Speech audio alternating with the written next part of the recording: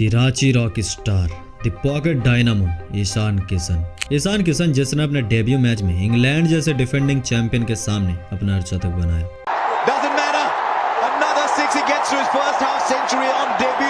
जिस बंदे ने फास्टेस्ट डबल सेंचुरी का रिकॉर्ड बनाया, एक ऐसा यंग टैलेंट जिसने आते ही अपने बल्लेबाजी से लोगों को अपना दीवाना बनाना स्टार्ट कर दिया था, जिसने अपने बैटिंग के दम पर मुंबई को 2019 तथा 2020 का टाइटल जितवाया, जिसने विदेशी पिचों पे भी बराबर रन्स बनाए, जिसने मौका मिलते ही खुद को बेस्ट साबित किया। कंपटीशन से भरा इस देश में जिसने लगातार अपने टीम में जगह बनाए रखा, हालत यहाँ तक पहुंच चुकी थी कि इस प्लेयर को 2024 T20 वर्ल्ड कप में विराट जैसे वर्ल्ड क्लास प्लेयर के रिप्लेसमेंट के तौर पर देखा जा रहा था। विराट की रिप्लेसमेंट ईशान है। Ishan Kishan, if he could play and then he can do better than Rohit Sharma. लेकिन फिर अचानक क्या हुआ जब इस प्लेयर को बीसीसीआई अपने कॉन्ट्रैक्ट से रिजाइन कर देता है? आखिर क्या हुआ इस पॉकेट डायनामो के साथ जब लोग इन्हें टीम में देखना पसंद ही नहीं करते? आखिर क्या हुआ विराट के इस रिप्लेसमेंट के साथ कि आज इन्हें टीम में आने के लिए खुद को साबित करना पड़ रहा है? तो हेलो मेट्स, आप लोग देख रहे हैं द क्रिक एरा का एक अनोखी series the pocket dynamo the Ranchi rock star the failure of Ishan Kishan के बारे में। तो आइए जानते हैं आज के इस स्पेशल एपिसोड में ईशान किशन के फेलियर के बारे में। इस कहानी की शुरुआत होती है साल 2014 से। ईशान किशन का डोमेस्टिक परफॉर्मेंस काफी इंप्रेसिव रहा। दिसंबर 2014 में उन्होंने अपना फर्स्ट क्लास डेब्यू किया झारखंड के लिए और अपने पहले रणजी सीजन में एक शतक तो वही 5 अर्धशतक लगाकर सिलेक्टर्स का ध्यान अपनी तरफ खींच लिया। ईशान किशन को इंडिया के लिए परफॉर्म करना होगा, उसे he will have to be seen as a certainty in that Indian team. उसके बाद ही कैप्टनसी आती है, लेकिन बहुत very sharp cricketing brain on those young shoulders. One of his most notable performance against Delhi in 2016-17 Ranji trophy, जिसमें उन्होंने massive 213 runs बनाए थे, जो कि झारखंड में किसी भी प्लेयर द्वारा यह हाईएस्ट स्कोर का रिकॉर्ड था। और फाइनली वो दिन आ ही जाता है जब ईशान को अपने हार्ड वर्क एंड डेडिकेशन का फल मिल ही जाता है और 2016 आईपीएल में गुजरात लायंस उन्हें अपने टीम में शामिल कर लेते हैं और 10 अप्रैल 2016 को उनका आईपीएल डेब्यू भी हो जाता है। बट अपने पहले मैच वो उतना कॉन्फिडेंट नहीं दिखते हैं और जस्ट 3 गेंदें खेलकर उमेश यादव के जादू स्पेल का शिकार हो जाते हैं। ईशान किशन का आईपीएल 2016 परफॉर्मेंस डिसेंट था, लेकिन वो अपने पोटेंशियल के हिसाब से नहीं उतरते थे, जिसकी वजह से उनका यह सीजन उनके लिए काफी खराब सीजन साबित हुआ और 13 मैचों में 12 के एवरेज से 161 रन ही बना पाते, जिसमें मुंबई इंडियंस के खिलाफ उनका 39 रन हाईएस्ट स्कोर था। लेकिन अगले साल 2017 में उनका परफॉर्मेंस कुछ खास दिख रहा था और 16 मैचों में 277 run with average of 21, wicket keeping करते हुए 12 कैचेस तो वही 2 स्टंपिंग।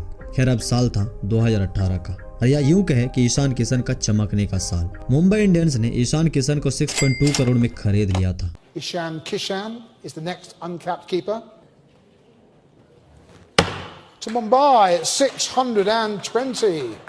और इतिहास रहा है मुंबई इंडियंस का कि जो प्लेयर यहाँ एक बार आ जाए वो स्टार बन ही जाता है। हर बार की तरह इस बार भी ईशान किशन का एवरेज परफॉर्मेंस 14 मैचों में 22 के एवरेज से सिर्फ 275 रन ही बना पाते हैं। साल था 2019 और ईशान किशन का द सेंसेशनल किसान बनने का साल था। इस साल ईशान किशन ने आसमान छूते हुए मात्र 16 मैचों में 404 रन बनाकर सिलेक्टर्स के सामने अपने दावेदारी पेश की, जिसमें बैंगलोर के खिलाफ उनका वो नॉक भला कोई कैसे भूल सकता है। 202 रनों के विशाल स्कोर का पीछा करते हुए पोलार्ड और ईशान किशन ने मिलकर आरसीबी बॉलरों का कमर तोड़ दिया था। इस मैच में ईशान किशन ने 99 रनों की धमाकेदार पारी खेलकर द रांची रॉक स्टार का टैग अपने नाम कर लिया था। लेकिन आखिर ऐसा क्या हुआ जो आज ये प्लेयर हमें इंडियन टीम के बेंच पे भी नहीं दिखता? खैर अगले साल 2020 में ईशान किशन एक बार फिर अपनी नोटेबल परफॉर्मेंस के दम पर अपनी सिलेक्शन की दावेदारी सिलेक्टर्स के सामने रख देते हैं, जिसमें 14 मैचों में 42 की एवरेज से 513 रन बना देते हैं और मुंबई की 5वीं ट्रॉफी जिताने में सबसे ज्यादा योगदान देते हैं। लगातार आईपीएल में अपनी बैटिंग का डंका बजाने के बाद अब बारी थी इंटरनेशनल की, अब बारी थी पूरे विश्व में छा जाने की, अब बारी थी सबके नजरों में आने की।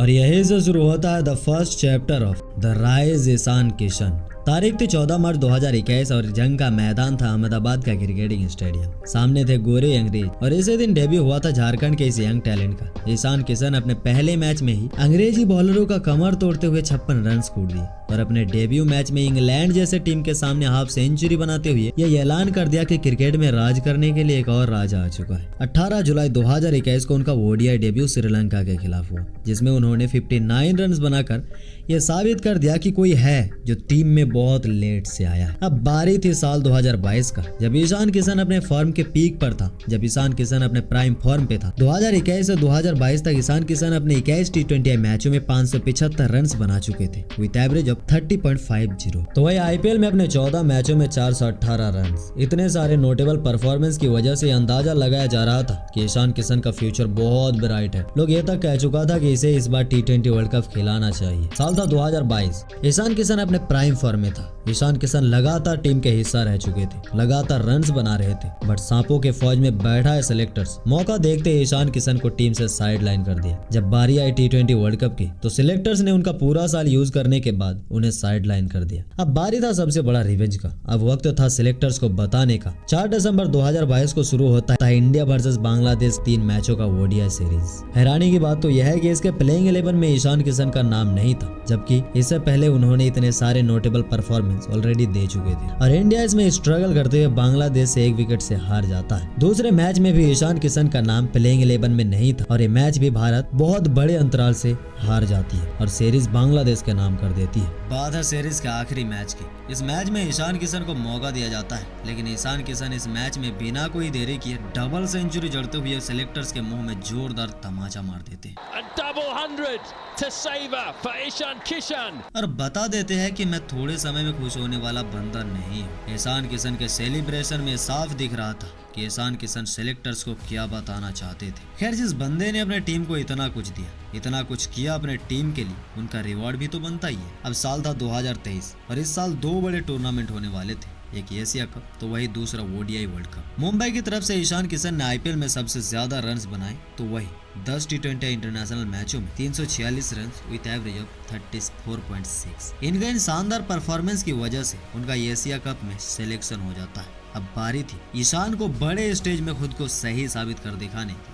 अब बारी थी ईशान किशन को पूरे दुनिया में छा जाने की। तारीख थी 10 सितंबर 2023। जंग का ऐतिहासिक जगह था कोलंबो। भारत पहले बैटिंग करते हुए अपने चारों टॉप ऑर्डर को खो चुका था। भारत अब हार की दहलीज पर खड़ी थी। अब कोई चमत्कार ही टीम इंडिया को इस हार से बचा सकता था। अपने 66 रन के भीतर भारत ने अपने 4 अहम विकेट खो दिए थे। अब मैदान में एंट्री होती है the pocket dynamo, the future star, the Ranchi rock star, the saviour Ishan Kishan. Ishan Kishan ने आते ही हरीश रॉफ और शाहीन अफरीदी जैसे बॉलरों को आड़े हाथ लेना स्टार्ट कर दिया और अपने 81 गेंदों में 82 रन कूट दिए, जिसमें 2 छक्के तो वही 9 चौके शामिल थे। उनके इसी नोटेबल परफॉर्मेंस की वजह से उन्हें वर्ल्ड कप 2023 में मौका दिया जाता है। पहले मैच में सुमन गिल के टीम में ना होने की वजह से उन्हें as a replacement Ishan Kishan को मौका दिया जाता है, लेकिन इस मैच में वह कुछ खास नहीं कर पाते हैं। अगले मैच में अफगानिस्तान के खिलाफ 47 गेंदों में 47 रन बना देते हैं। इसके बाद सुमन गिल के टीम में आते ही उन्हें बेंच पर बैठा दिया जाता है। फिर यही से शुरू होता है the second chapter, downfall of Ishan Kishan. कहा जा रहा था कि ईशान किशन BCCI के नियमों का उल्लंघन कर रहा है। BCCI का नियम है कि आपको डोमेस्टिक क्रिकेट भी खेलना चाहिए,